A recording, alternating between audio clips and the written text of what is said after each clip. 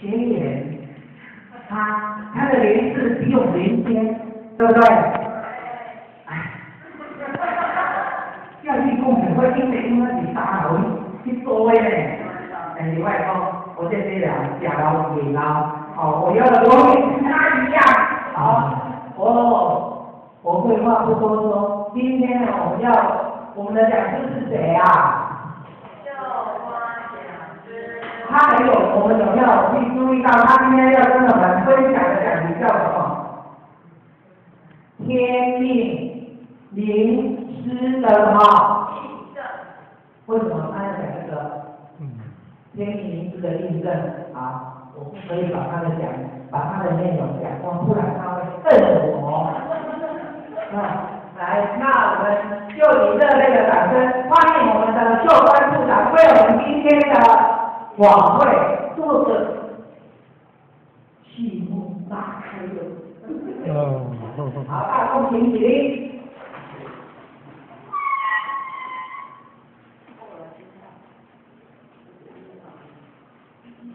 给到将讲师公，坤道公。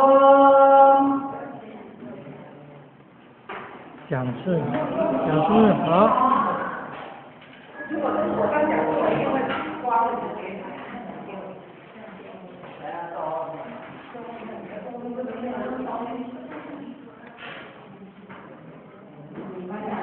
今天大家早安。讲师早安。目前跟后天的这个我们一路理师的红纸大略50日数的何老板我们大县的武大医生陈前人的医生贡献，还有我们周前人我们女儿师的慈悲栽培，还有在座各位贤姐的不嫌弃之下，或许他有这个机会呢，在这边跟大家一起来学习。那为什么会有上海的关系了？哪有？这是关系了。重新开出来了，为什么会变成关于开机就好了。啊？开机就好了，开机要按关嘛。是的，负责哦。看到，他一张那个照片，他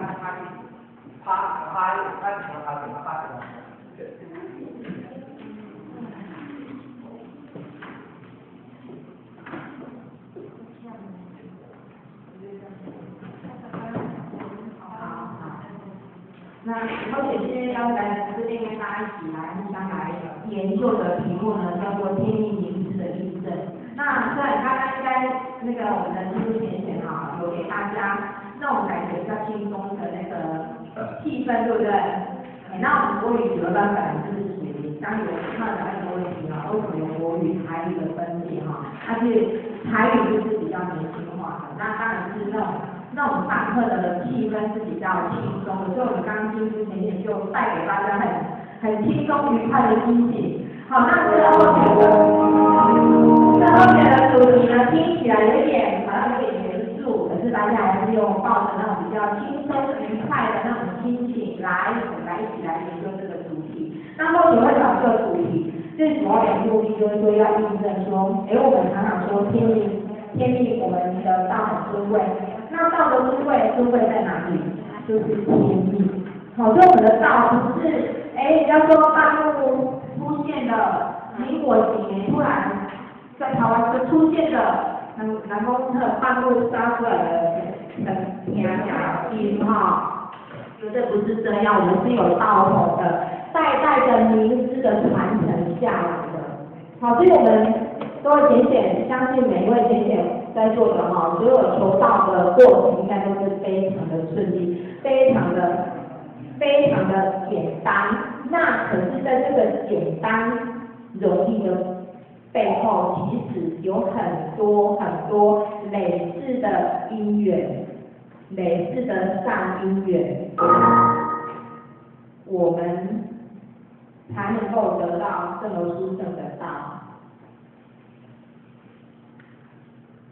刚或许有开过，现在可能是出了什么问题，等一下。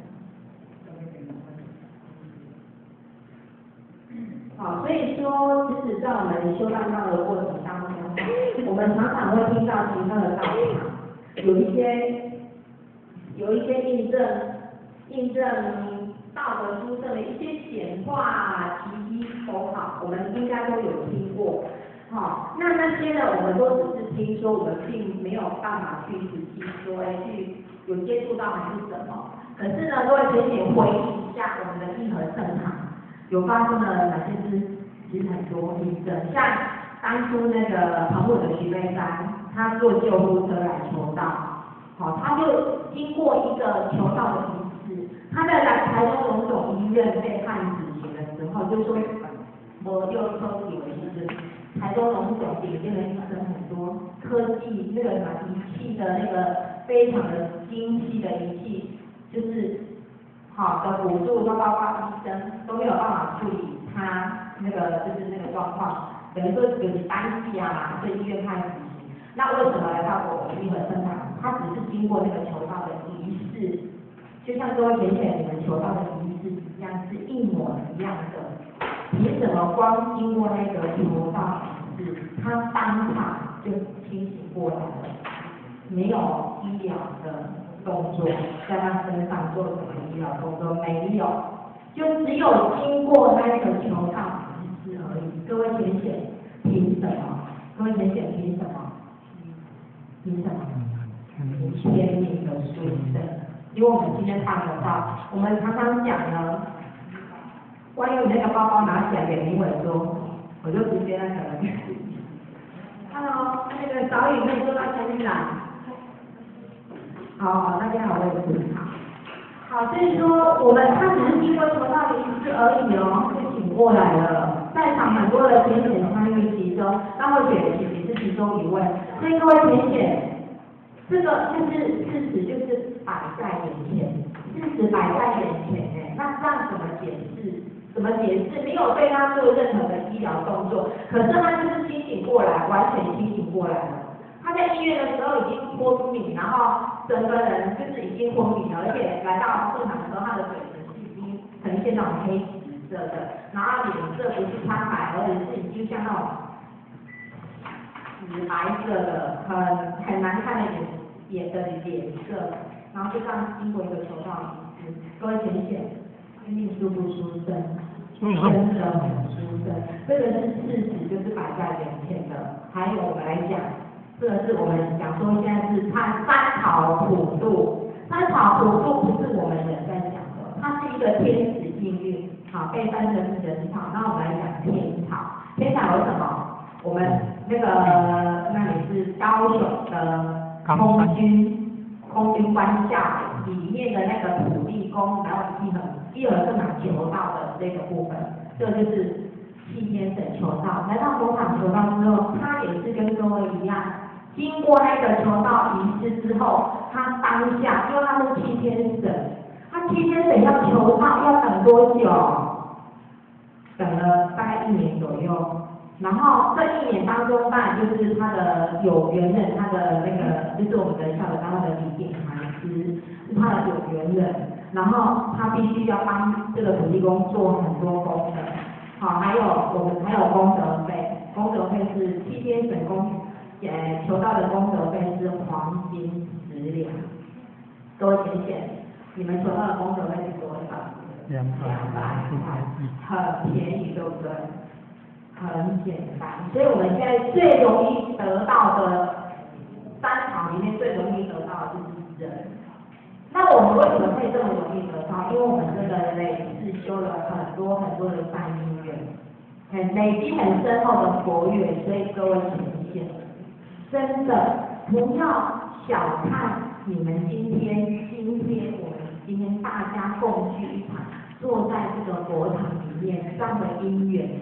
看似简单，因为我们彼此都是认识的，好，而且就像秀丽姐妹一样，就像一个大家庭一样，好，但是这个因缘背后的因缘其实是非常深厚的，不是1次2次修成的，好，所以各位浅显，所以要珍惜我们可以来佛场的一个机会，因为来佛场是在帮我们充电，也是在提醒，时时刻刻的提醒我们说，我们今天是什么身份。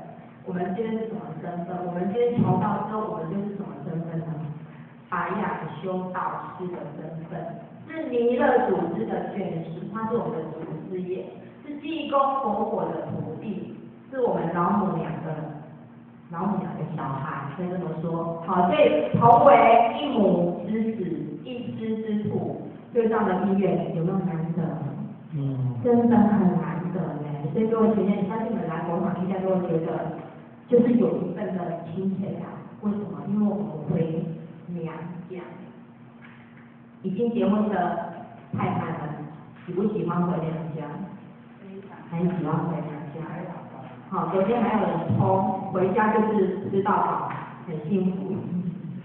嘿，所以说回娘家是一种感觉很亲切、很幸福的感觉。那我们回到佛堂也是一样，我们回到我们老母娘的家，回到老母娘的佛堂、佛殿里面来跟我们的老母娘会面。这样的一个心情其实是很亲切、很法喜的。好，所以相信各位同学应该都会喜欢来佛堂，对不对？对不对？是。啊，为什么都没声音？喜不喜欢来佛堂？喜欢。对，所以说哈，再回到我们七天神他求到就这么的困难，然后要等1年，而且要理解完之，他帮他做很多功德，好，10两的黄金的功德费。那求到完之后，或许没有抓了影片的，要会分享给大家看。也许都已经有看过，我们可以再看一下他那个震撼，然后感动的一个画面，一个影像。因为七天神他求到之后，七天神他虽然是7天的神明，可是呢，他还是脱不了那个轮回之苦，因为他只能享受人间烟火，最多500年。500年到之后呢，他还是一样要再下来在轮回当人啊，因为他本来当7天神，那已经福报还很大，他可以去当人。可是当人在轮回的时候，他有可能每一辈子都可以当人吗？不一定。当他做恶因的时候呢，他就也许几辈子后他就没有人道的一个资格，他也许就跑到畜生道了，那个是很难控制的哈，我们没办法去预知的。好，所以说当土地公求到希望看到那种激动哦，非常的激动，非常的感动，那种可以说很震撼的一个画面哈。然后当下名字一指之后，他怎样直接抛弃住理，他是7天这个是他直接灵性就怎样回到里面去了。那这样他会不会很激动？会不会很感动？如果今天说各位贤贤，我们大家都可以回去里天的。各位姐姐，你们会不会很激动？会。会不会很高兴？会。我有听过哈。不会。因为可以回到我们的故家乡里面去。好，所以我们都是兄弟姐妹，我们必须手牵手，一起的扶持，然后手牵手，一起回去就不会有牵挂了嘛，对不对？对。回结会哈，人家都齐家修道，所以我们现在真的是。因缘哈，时运的转变，让我们现在可以在家修道。在家修道呢，我们就可以人家说夫妻同修，然后全家一起修道。所以所谓的弥勒家园，并不是在里天哦，我们再次就可以让我们的家庭呈现弥勒家园的一个状态。各位贤贤，你们说是不是？对。那个亲戚，你觉得你们家是有弥勒家园的感觉？好，没有啊，其实哈，夫妻可以同修，然后全家一起修道，大人小孩啊，然后能够谈天带出社会修道，其实呢，那是一种非常幸福的感觉，因为真的是会有弥勒家园的一个感觉，那是自己的家里面是一个小弥勒家园，然后来到佛堂就是一个大的弥勒家园，好，所以各位姐姐真的要珍惜。真的要珍惜这一次我们这样的因缘，各位学姐坐在这里是那种佛缘的累积，不是那么的轻易的。后姐现在又突然想要问一个问题，那是后姐临时想问的哈，也许是有济公老师教我问的，没有后姐都突然想问这个问题，就是说，像我们8月份有一个班叫做听口班，在座各位学姐还没有听口的？好，请放下。或许就有点就是反过那个，8月份就有一个亲口班。亲口班，我们入亲口班的那个又不一样了，等于说登堂入室，然后可以跟我们的济公老师，我们的皮特组织更加的亲近，因为累世上的因缘累积到现在，让我们得到道了，每一个人都求到了。那都求到了，我们求到之后要不要来走？我们都讲说修道，修道。哦，我们都讲修行，有没有？修行，我们今天修道，我们今天修道了哈，那要不要来行道？要不要来行道？要。修道也要来行道，那行道就是付诸那个行动，把它走出去。好，然后我跟你讲，像当初后九要清口的时候是偷偷去清的，家里面的人都不知道，然后就偷偷去清，因为那时候姐姐的时候就想要，因为我姐姐听到一个。本来是有浅显鼓励候选的大学的清口，他刚好那时候在联发科，他走在候选的前面，他在鼓励候选的大学，然后候选刚好跟在后面，那个浅显就跟候选大学说，因为候选当初候选吃了2年的方便斋，那时候是高2的时候吃了2年的方便斋，就这样子没有清口，他就想去，因为自己想要吃素，好，然后就这样吃了2年，然后。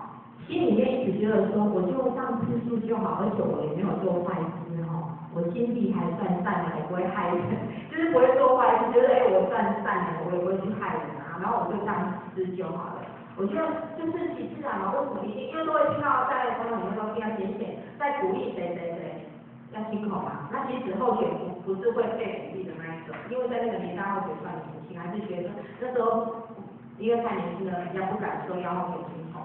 好，然后就是听到一些浅显在鼓励一些前行的人，好，那就这样子，然后姐姐心里都觉得说，那就这样子吃就好啦，顺其自然。为什么要你想为什么一定要去吃那个清口月？为什么要有一个？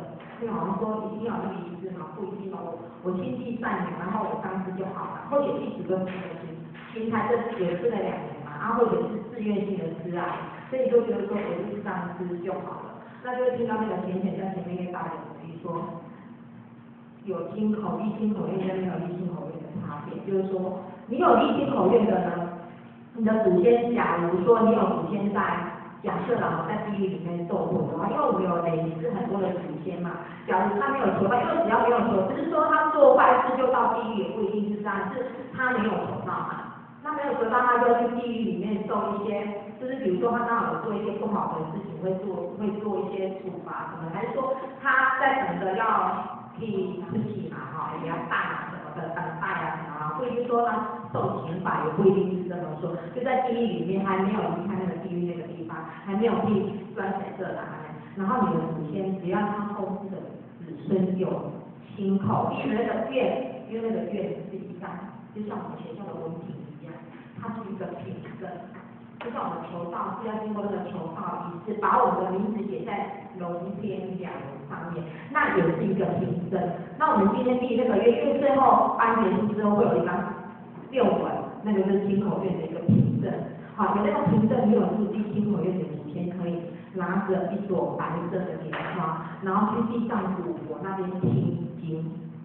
当后给大家听到说有这种差别哦，有亲口的就可以，就是等于说我们都讲说，能够这些印尼尊，那这些印尼尊，但是咱子孙如果说有一些德性，我们可不可以能够去记录起来给所学记住，也是可以的嘛。好，所以后面就又连结到说，有听到人家讲说，你今天有后代祖是在道场里面修办道的，你的九玄七祖怎样进三光，所以这是事实，好，这是事实。然后就听到这样的一个差别，然后有人想说，好，那这样既然有这个差别，那我要听啊，是跟是一样这样子，可是有经过这个验之后，我们的祖先就是有凭有证，有凭有据，可以能够替我来能够地引对嘛，还是地引嘛，就是我来看地引的那个祖先，可以跟我们一样，可以担到那3种福报就对了。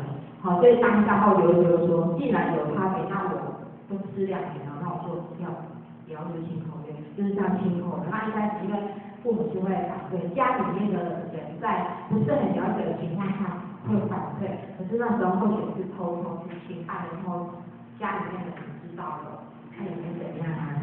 因为那时候呢还面临到业绩来说前面跟弟弟说那些好，然后像一般，因为我们在修的过程当中，会有一些不是非常顺遂的，就像那时候或许家里面是全部的人都有求到的，可是，在那个年代说，算我那时候算学生嘛，亲口，其实以那个年代来讲，年纪太轻，好，人家会觉得说你很危险，因为亲口之后你又破戒是更不好的嘛。那包括家里面，你会有一些就是一些阻碍，那些阻碍是出自于关心啊，父母亲会觉得说，在那个年代吃素，你会其实讲东西蛮多老公，你讲太难哈，面有菜色，就是什么营养不良啊，然后就是那个是比较没有那么丰盛，所以那时候都有拿吃素的人都会被人家讲说讲不营养啊，或者面有菜色啊那样哈，然后那时候会觉得很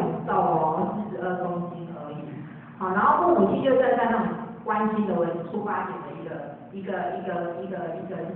个观念，然后就说你一他上来跟嫁人，你有什么，他们就会顾虑很多，家人会顾虑很多，那或许会觉得说就反正我就是决定要亲了，所以偷偷亲的，半年后才发现，那个过程就不要来讲，就是半年后才发现，可是发现之后，我们担心的状况有没有发生？没有，因为当初那个大姐要亲口的时候，妈妈跟她讲说，你只要去亲口，我们就断绝母女关系，吓死人了。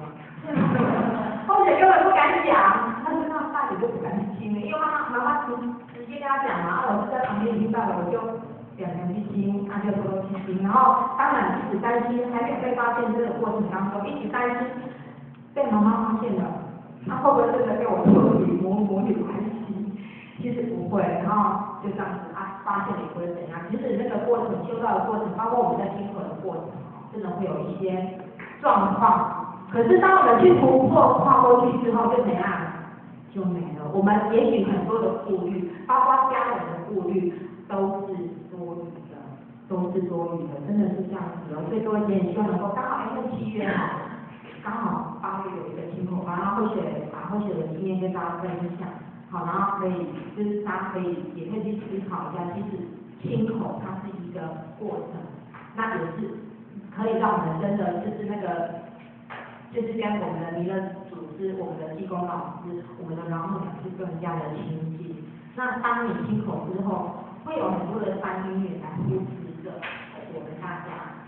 真的，我们有一些担心顾虑的问题，其实就都不是问题了，那是后学的经历啦之后当然就我们有那个3月，人家说人有3月怎样，天地同知所以在这边跟大家一起做个互相的鼓励啦那今天这个天地明智的印证，就是说我们今天能够在白羊的舞台上修道呢，这都是因为天命的因运。这个时候，在我们身上每一个人经过求道仪式之后，名师的一指点已经帮我们指点说，名师一指那个地方就是我们的天命所在。为什么这么说？因为这个名师一指这个地方的国星是来自于哪里？来自于理天。理天借由名师的一指点，把天命在这个时候又传承给我们了。其实我们每一个人本来就有天命，只是我们不知道。所以那公不知道嘛，那不知道爱求道之后就怎样，就知道了。知道了之后就知道说，原来我们这个肉体里面，肉体的这个身上，其实还有一个天命的所在，那就是我们的自信佛。好，所以来这边跟大家做一个，我们互相做个研究了现在有很多气先生都求道，很多的一些善书里面都有记载我们现在看一段我们的郑成功大仙别进去，他也是七天神，他后来也求道了因为七天神只要他有找他的有缘人，他都可以求道。来，我们一起来念几次好不好？今世求道，因三世修行。今日开法会，因5世修行；今生住佛塔，因7世修行；今生亲口，因10世修行；今生你我在修办的传行上，共摇法传，可知以多少次修行，不可数也。这么多次来所知的苦，所舍去的，多过你今世想追求的种种。今世不办，怎么对得起自己呢？不要说难，不要说马，说难说马，反我无常。所以各位姐姐，这是郑成功以他过来人的一个经历，然后跟大家慈悲的讲了一段话。好，就他里面有提到，可是以多少次的修行啊？然后呢，所知的苦，所舍去的多过你今世想追求的种。为什么这么说？因为各位姐姐，今天以当今来讲，我们修到各位姐姐有没有觉得非常的幸福？就是环境各方面有没有非常的好？像外面在下雨哈，如果说没有下雨，外面就会大热天。你们来国场里面有怎样？冷气可以吹，修到环境非常的好哦。那在以前，我们以前如果看一些古装剧，像以前有看过那个观世音菩萨，就没有看公主。观世音菩萨她求道修道的一个过程嘛，她贵为一个公主哈，她要去修道，她那时候怎么修？因为求道是三重福寿，一个是只能传给一个徒。所以像观世音菩萨，他会当初为了要修道哈，所谓的修行，他被他父王折磨的真的是百般的折磨，让观世音菩萨真的是人家说苦不堪言嘛。可是观世音菩萨还是坚持下去了。所以过去的修道人呢，可以说是修道的过程，环境各方面都是非常的恶劣的，非常的让你身心受到很多的磨难、很多的折磨的。各位姐姐，当今的现在的我们有吗？有吗？有磨难吗？有没有？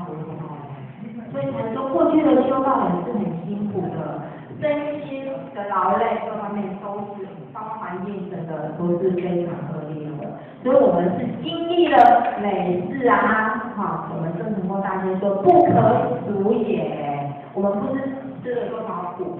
那在这个吃苦的修道的这个年代，经过了好几代，不可数也嘛，好几代的过程当中，才累积到我们今天能够有这个福报，在这个白羊道上怎样成为白羊修士人。各位姐姐，因为大家都忘了嘛，我们都喝那个所谓的孟婆汤，都忘记我们之前受的苦了。所以这是郑成功大仙他跟我们慈悲训练的。所以能够在佛场当中，只要求道而已，只有求道而已，他就是3世的修行的。所以各位姐姐，真的是累世好几次，累积好多次的善因缘，而且吃了不少苦。今天我们才能够在这么好的环境下来修办道，那也是沾受到我们现在是谁长天堂？我们的弥勒祖师长天堂，我们所有的弥勒眷属。可以说都是因为沾了我们弥勒祖师的福报。你看弥勒祖师是很有福报，所有的仙佛里面谁最有福报？看外表，谁最有福报？弥勒祖师，对不对？那我们是弥勒眷属啊，所以我们当然能够这样总结那弥勒祖师，福报，干啥呢？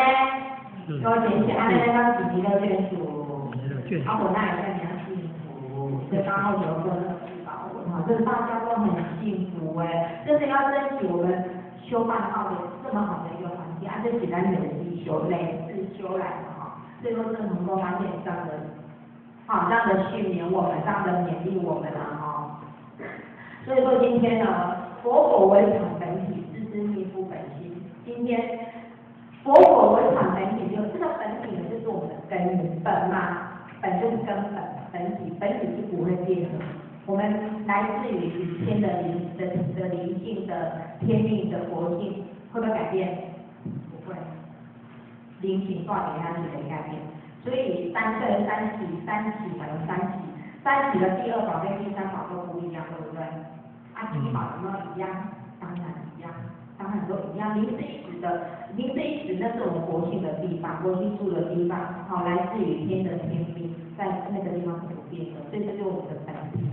每一个仙佛成就的仙佛，他其实就是因为那一点证悟，让他证悟，他就让他证悟到说，他就是来自于理天，来自于天，就有天命的传承下来的，所以佛为法本体，师密布本心。好，每一个祖师代祖师的传承的过程当中，他所传的也是什么？这个本心就是我们，本心就是我们原来的心。我们原来的心是什么？我们原来的心就是佛心。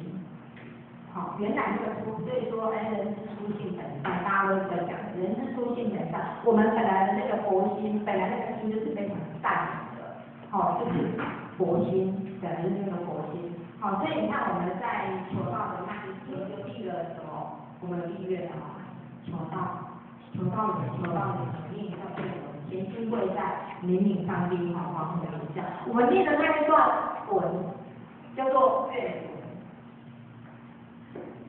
原来的心，愿文，念的那一段愿文也是在提醒我们来自于理天，要记得我们来从理天那边下来这个人世间的一个使命，因为今天大家会成为白羊道的一份子，除了有上天的灵命附在我们身上之外，其实我们还有肩负着使命。这个使命是什么？当然就是牵着我们的兄弟姐妹一起回到佛堂来，一起回到理天去，这是我们要做的事。好，所以说我们的济公老师有讲说，三朝普渡大事谁来办？师徒共办。好，济公老师他没有这个肉体，他必须要借着我们所有的兄弟姐妹的这个肉体来帮他办。好，所以我们求道的那个仪式是非常殊胜，是天人合一在办。我们看到的都是我们道场的人才点安师，看到的是人，可是人在办什么事？在办天事。所以说天是人来办。好我们人办上天的事情就是什么？所以我们每一个都是什么？白羊什么？讲大声一点，白羊什么？天使。白羊天使。各位前面有没有肯定承认自己就是白羊天使？有没有？有。弥勒祖师在外面，济公老师在上面，济公老师也许在这里，你们这种声音会很伤心难过的。各位前有没有肯定你们是白羊天使？有。还是不够大声哈，要肯定自己就是白羊天使，能够出现就是白羊天使了，真的是这样。冠宇有没有承认也是白羊天使？有没有？真的哦，每一个人都是白羊天使。好，要先肯定自己的身份，因为大家都求到的这是事实。那我们求到之后就是弥勒眷属，济公老师的徒儿，我们老母娘的孩儿，这个身份已经确定，在求到的那时候已经让你知道，因为本来不知道，那已经让我们知道了。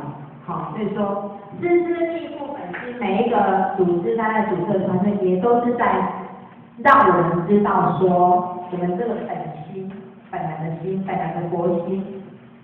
好，所以说天命的传承呢，其实它是有一个根源的，有一个经过代代祖师的传承。那这个后面或许我会分享给大家看，代代祖师总共60代祖师。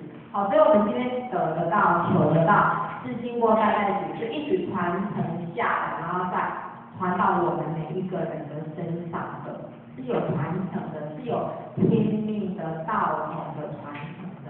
好，这是肯定的那最后当然就是要让我们怎样归根认明。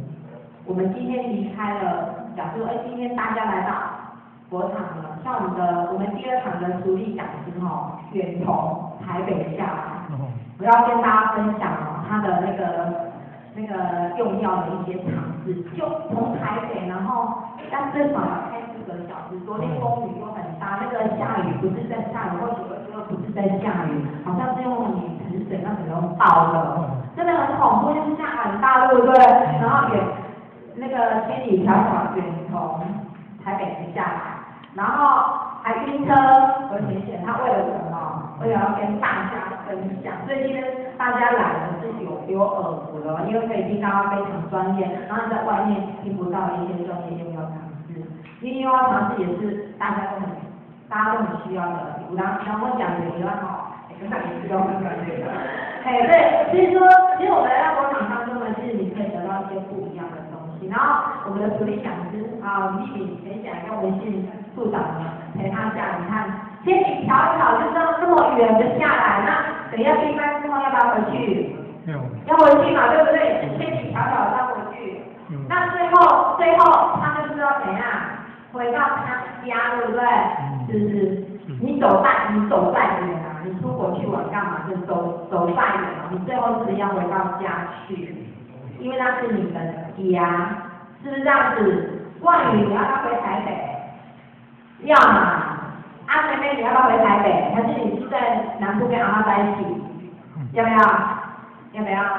你看他摇头，为什么？他一定要回到他家要新住，跟我们一样，这个是肉体，我们都知道我们肉体要回家，可是各位姐妹有没有想到？我们求到，我们知道有一个佛性，有一个另外一个灵性的母亲在里面那边，那我们应该以后当我们这个肉体不让我们用的时候，我们是不是也应该要回到那个地方去？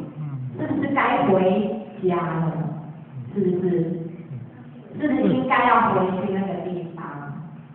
当我们今天你出门玩，连哪里都可以去跑，你外面我比如说外面玩疯了，你根本不想回去，妈妈会不会很担心很难过？我这宝贝会不会变好看？阿美很难啊。这种心情跟我们的老母娘其实是一样的哦。人家说我们在这个世间六道轮回了6万多年，好，那我们跟他讲到这个问题啊，我们的老母娘会不会很伤心难过？会不会？会呢？会不会在那殷殷期盼着我们赶快回去？灵性有家，我们肉体有家，我们的灵性也有家，那我们以后是不是也应该回去那里？真的呢，为人父母的都可以体会到，那个自己的小孩在外面，然后就是在外面，然后一直没有回家的那种心情，会耶，是不是？老母娘是一样的心情哦，所以一直希望说，我们每一个兄弟姐妹求道之后，能够真的明理，然后好好来修，好好来办，因为明知一子之后，我们已经知道怎样知道了，道就是路嘛。知道我们回天的路，我们已经有一个目标，已经知道说我们要怎样回去了。即马就是咧，在于咱家己到咧行这条路的回去。各位先生，咱到咧做行的回去，手看手做行的回去。好，所以我们国场一直在开班，一直在开班，其实都是在提醒我们，不断的提醒我们的身份是什么，我们该做什么事，该走什么路，这就是在提醒我们，因为我们人总是怎样眼光的。当来到佛堂之后，你就会觉得很好，可是那个我们都前面讲的啦，我们是不是有那个新春愿、新春愿说意愿？在佛堂里面当下很发心，有发了什么愿？可是呢，我们前面就说，大概走到那个前面是大广场啊，走到那个大广场就怎样？所以开班就是在不断的提醒我们，不断的提醒我们。最后或者今天讲这个主题，也提醒我们大家当然也是提醒后学自己，我们天命灵师真的是天命是非常殊胜的。我们既然让我们知道了，我们要去珍惜，我们要去珍惜。最后是希望让我们真的能够归根认母，打本还原，然后进一步就是求道之后，进一步能够去找回自己。慧力的一个根源，我们天命的根源，慧力的根源，然后开启我们修办道的一个信心，让我们有信心，然后最后真的回到我们的故乡去好，首先我们来跟大家分享，第一个天命与道同。好，天命就是上天的心命，然后是上天的命，道同就是心心相印的传承，所以有所谓的代代祖师的传承。好，大家组这个传承。所以我们今天本这个道呢是有天命跟道统的，哈。所以说现在因为我们都知道说现在是大开普渡嘛，上天把求道的时候我们得到什么？三宝。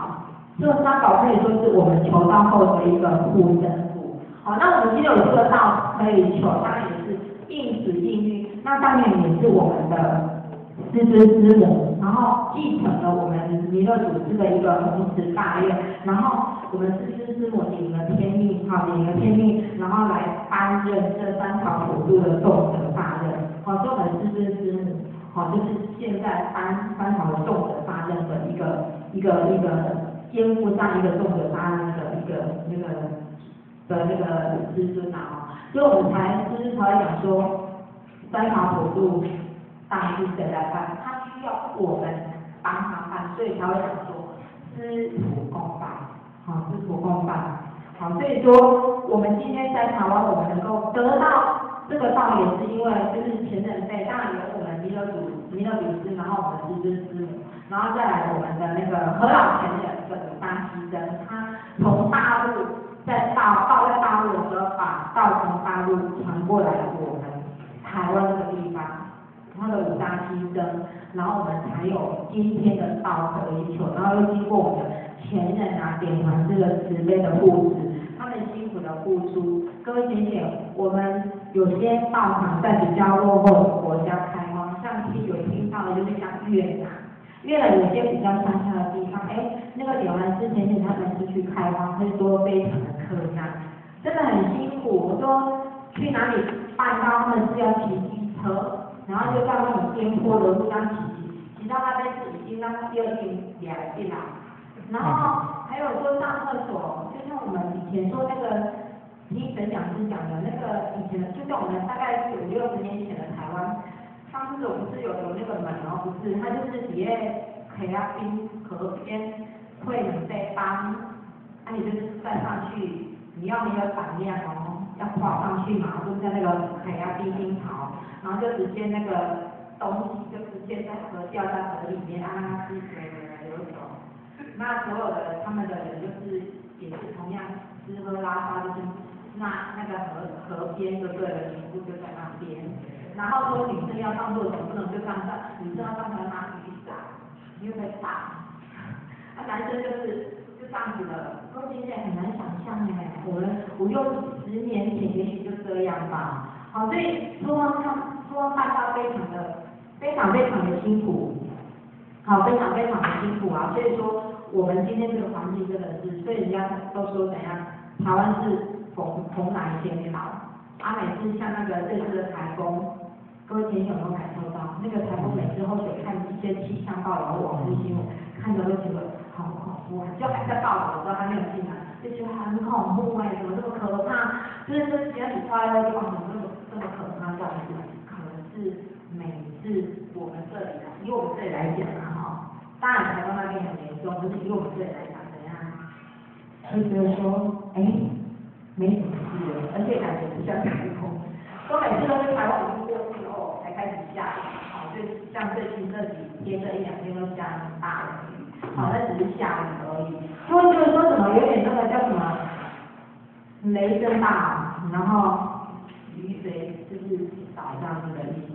好，所以说明显我们当然大家都说我们现在可以播那个中央山脉为我们的山神，因为有中央山脉挡住，所以说有时候有的就会说，我们说的是西边嘛。每次东部那边都比较危险，对不对？